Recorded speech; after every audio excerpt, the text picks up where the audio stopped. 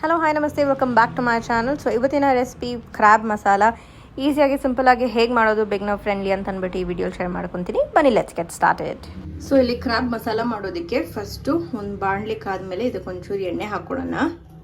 ಇದಕ್ಕೆ ನಾನು ತುಪ್ಪ ಕೂಡ ಸೇರಿಸ್ತೀನಿ. 1 ಸ್ಪೂನ್ ತುಪ್ಪ ಕೂಡ ಸೇರಿಸ್ಕೊಳ್ತಾ ಇದ್ದೀನಿ. ಇವಾಗ ಇದು ಕರಗಲಿ. ಇಲ್ಲಿ ಎಣ್ಣೆ ತುಪ್ಪ ಎಲ್ಲ ಕರಗಿದೆ, ಬಿಸಿ ಆಗಿದೆ ಚೆನ್ನಾಗಿ. ಇದಕ್ಕೆ ನನ್ನ ಸ್ಪೆಷಲ್ ಆ್ಯಂಡ್ ನಾನೇ ಕೈಯಲ್ಲಿ ಮಾಡಿರುವಂಥ ಮಸಾಲ. ಇದು ಡ್ರೈ ಸ್ಪೈಸಸ್ನೆಲ್ಲ ಚೆನ್ನಾಗಿ ಹುರ್ಕೊಂಡು ನಾನು ಪೌಡ್ರ್ ಮಾಡಿ ಇಟ್ಕೊಂಡಿದ್ದೀನಿ. ಇವಾಗ ಇದಕ್ಕೆ ಈರುಳ್ಳಿ ಹಾಕ್ಕೊಳ್ಳೋಣ. ಇದ್ರ ಜೊತೆಲೇ ನಾವು ಹಸಿಮೆಣಸಿನ್ಕಾಯಿ ಹಾಗೂ ಕರಿಬೇವು ಕೂಡ ಸೇರಿಸ್ಕೊಳ್ಳೋಣ. ಇದೆಲ್ಲ ಚೆನ್ನಾಗಿ ಫ್ರೈ ಆಗಲಿ. ಆನಿಯನ್ ಎಲ್ಲ ಚೆನ್ನಾಗಿ ಸಾಫ್ಟ್ ಆಗೋ ತನಕ ಫ್ರೈ ಮಾಡ್ಕೊಳ್ಳೋಣ. ಇಲ್ಲಿ ಆನಿಯನ್ ಚೆನ್ನಾಗಿ ಫ್ರೈ ಆಗಿದೆ. ಇದಕ್ಕೆ ನಾನು ಕಟ್ ಮಾಡಿರುವಂಥ ಟೊಮ್ಯಾಟೊ ಸೇರಿಸ್ಕೊಳ್ತೀನಿ. ಇವಾಗ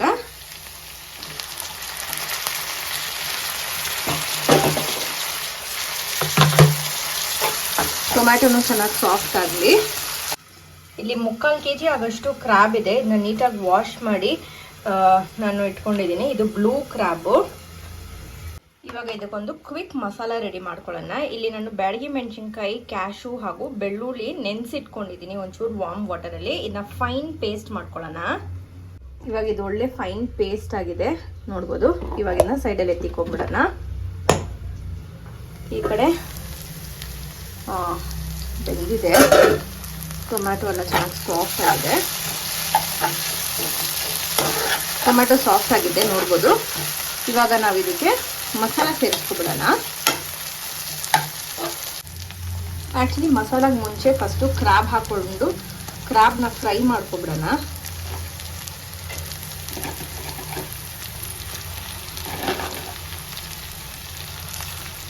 ಇವಾಗ ಇದಕ್ಕೆ ಅರಿಶಿನ ಹಾಕ್ಕೊಂಡು ಚೆನ್ನಾಗಿ ಮಿಕ್ಸ್ ಮಾಡ್ಕೊಳ್ಳೋಣ.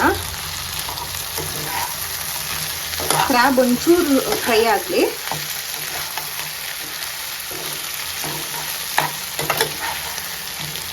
ಇದಕ್ಕೇನೆ ಒಂಚೂರು ಉಪ್ಪು ಕೂಡ ಸೇರಿಸ್ಕೊಬಿಡೋಣ. ಇವಾಗ ಇದನ್ನೆಲ್ಲ ಚೆನ್ನಾಗಿ ಮಿಕ್ಸ್ ಮಾಡಿಕೊಂಡು ಫ್ರೈ ಮಾಡ್ಕೊಳ್ಳೋಣ. ಒಂದು 5 ನಿಮಿಷ, ಒಂದು 5 ಮಿನಿಟ್ಸ್ ಆಗಿದೆ.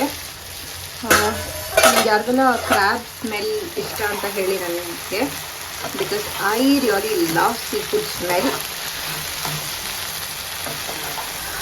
ಕ್ರ್ಯಾಬು, ಪ್ರಾನ್ಸು ಅಂದರೆ ನನಗೆ ಮೈ ಫೇವ್ರೆಟ್.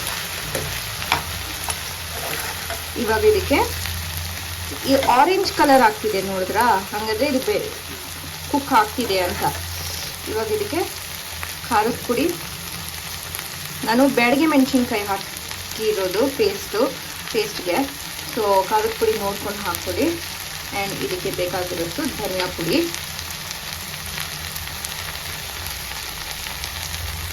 ಇದಕ್ಕೇನೆ ನಾವು ರುಬ್ಬಿರೋಂಥ ಪೇಸ್ಟ್ ಕೂಡ ಸೇರಿಸ್ಕೊಳ್ಳೋಣ. ಫಸ್ಟ್ ಇದು ಮಿಕ್ಸ್ ಮಾಡಿಕೊಂಡು ಆಮೇಲೆ ಪೇಸ್ಟ್ ಸೇರಿಸ್ಕೊಳ್ಳೋಣ. ಚೆನ್ನಾಗಿ ಕ್ರ್ಯಾಬ್ ಒಳಗಡೆನೂ ಮಸಾಲ ಹೋಗಬೇಕು, ಆ ರೀತಿ ಮಿಕ್ಸ್ ಮಾಡ್ಕೊಳ್ಳಿ. ಇದನ್ನ ಸಕ್ಕತ್ತಾಗುತ್ತೆ. ನೀವು ಬೇಕಂದರೆ ಡ್ರೈ ಕ್ರ್ಯಾಬ್ ರೋಸ್ಟ್ ಅಂತಲೂ ಮಾಡ್ಕೋಬೋದು. ಇದಕ್ಕೊಂಚೂರು ನೀರು ಹಾಕ್ಕೊಂಡು ಇದೇ ರೀತಿ ಗಟ್ಟಿಯಾಗಿ ಮಾಡಿದ್ರೆ this is dry roast. But ನನಗೆ ಮಸಾಲ ಬೇಕು, ಬಿಕಾಸ್ ನಾನು ಇದನ್ನ ನೀರು ದೋಸೆ ಜೊತೆ ತಿಂತೀನಿ. ಅದಕ್ಕೆ ಪರ್ಫೆಕ್ಟ್ ಎಲ್ಲ ಕೋಟ್ ಆಗಿದೆ. ಇವಾಗ ಇದಕ್ಕೆ ನಾವು ಪೇಸ್ಟ್ ಸೇರಿಸ್ಕೊಳ್ಳೋಣ. ಇವಾಗ ಈ ಮಸಾಲ ಚೆನ್ನಾಗಿ ಮಿಕ್ಸ್ ಮಾಡ್ಕೊಳ್ಳೋಣ. ನಾವೇನು ಗಾರ್ಲಿಕ್ಕು ಮತ್ತು ಮೆಣಸಿನ್ಕಾಯಿ ಎಲ್ಲ ಹಾಕಿದ್ದೀವೋ ಅದು ಹಸಿ ವಾಸನೆ ಎಲ್ಲ ಚೆನ್ನಾಗಿ ಹೋಗಬೇಕು. ಆಲ್ಸೋ ಇದಕ್ಕೆ ಬೇಕಾಗೋಷ್ಟು ನೀರು ಕೂಡ ಸೇರಿಸ್ಕೊಳ್ಳಿ. ನಾನು ಅಡಿಷ್ನಲ್ ನೀರಿಗೆ ಇದೇ ಜಾರ್ನ ವಾಶ್ ಮಾಡಿ ಅದರಲ್ಲಿರುವಂಥ ಮಸಾಲಾನೇ ಸೇರಿಸ್ಕೊಳ್ತೀನಿ. ಇದಕ್ಕೆ ನೀರು ಸೇರಿಸ್ಕೊಳ್ಳೋಣ.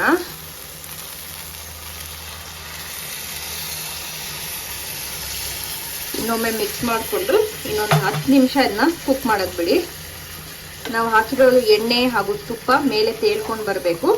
ನಿಮಗೆ ಗ್ರೇವಿ ಯಾವ ರೀತಿ ಬೇಕು ಅದು ತಗ್ದಂಗೆ ನೀವು ನೀರು ಹಾಕಿ ಅಡ್ಜಸ್ಟ್ ಮಾಡ್ಕೊಳ್ಳಿ. ಕ್ಯಾಶು ಹಾಕಿರೋದ್ರಿಂದ ಗ್ರೇವಿ ಥಿಕ್ ಆಗೋಗುತ್ತೆ. ಈಗಲೇ ನೋಡ್ಬೋದು ಎಷ್ಟು ಥಿಕ್ ಆಗ್ತಾ ಇದೆ ಅಂತ ಅಂದ್ಬಿಟ್ಟು. ಉಪ್ಪು ನೋಡ್ಕೊಂಡು ಅಡ್ಜಸ್ಟ್ ಮಾಡ್ಕೊಳ್ಳಿ. ಎಲ್ಲ ಕ್ರ್ಯಾಬು ಈ ರೀತಿ ತಿರುಗಿಸ್ಬಿಟ್ಟು ಇದು ಒಳಗಡೆ ಮಸಾಲ ಹಾಕಿ, ಆವಾಗಲೇ ಇದ್ರೊಳಗಡೆ ಮಸಾಲ ಚೆನ್ನಾಗಿ ಹಿಡಿಯೋದು. ಇವಾಗ ಇದು ಒಂದು 10 ನಿಮಿಷ ಚೆನ್ನಾಗಿ ಕುಕ್ ಆಗಲಿ. ಲಿಡ್ ಕ್ಲೋಸ್ ಮಾಡಿ ಇಟ್ಬಿಡೋಣ ಇದನ್ನ.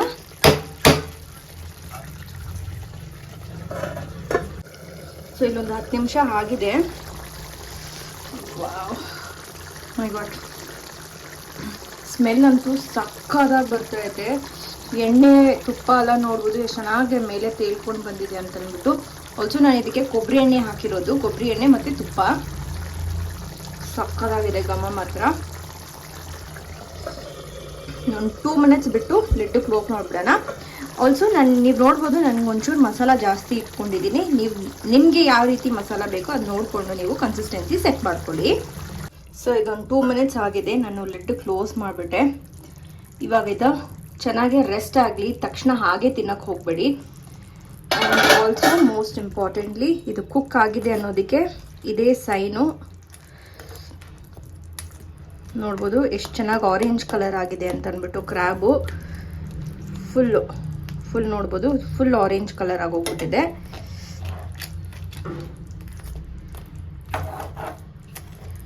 ಗ್ರೇವಿ ನೋಡಿ ನಾನು ಯಾವ ಕನ್ಸಿಸ್ಟೆನ್ಸಿಯಲ್ಲಿ ಇಟ್ಕೊಂಡಿದ್ದೀನಿ ಅಂತ ಅಂದ್ಬಿಟ್ಟು. ಸೂಪರ್ಬ್ ಆಗಿದೆ. ಸೊ ಇದನ್ನು ಒಳ್ಳೆ ಬಿಸಿ ಬಿಸಿ ಅನ್ನ ಅಥವಾ ನಾನು ಹೇಳ್ದಂಗೆ ನೀರು ದೋಸೆ ಅದ್ರ ಜೊತೆ ತಿನ್ನೋಡಿ, ಸಕ್ಕದಾಗಿರುತ್ತೆ. ಅಕ್ಕಿ ರೊಟ್ಟಿ ನೀವು ಇದೇ ಥರ ಮಾಡಿ ಹೇಗಿದೆ ಅಂತ ನನಗೆ ಕಾಮೆಂಟ್ ಸೆಕ್ಷನಲ್ಲಿ ಹೇಳಿ. ಬಿಸಿ ಬಿಸಿ ನೀರು ದೋಸೆ ಹಾಗೂ ಕ್ರ್ಯಾಬ್ ಮಸಾಲ ಹೇಗೆ ಮಾಡೋದು ಅಂತ ನಾನು ನಿಮಗೆ ತೋರಿಸಿದ್ದೀನಿ. ಇದು ತುಂಬ ಈಸಿ ಆ್ಯಂಡ್ ಬಿಗ್ನರ್ ಫ್ರೆಂಡ್ಲಿ. ನೀವು ಟ್ರೈ ಮಾಡಿ ಹೇಗಿದೆ ಅಂತ ನನಗೆ ಕಾಮೆಂಟ್ ಸೆಕ್ಷನಲ್ಲಿ ಹೇಳಿ. With this I end my vlog here. Thank you so much for watching.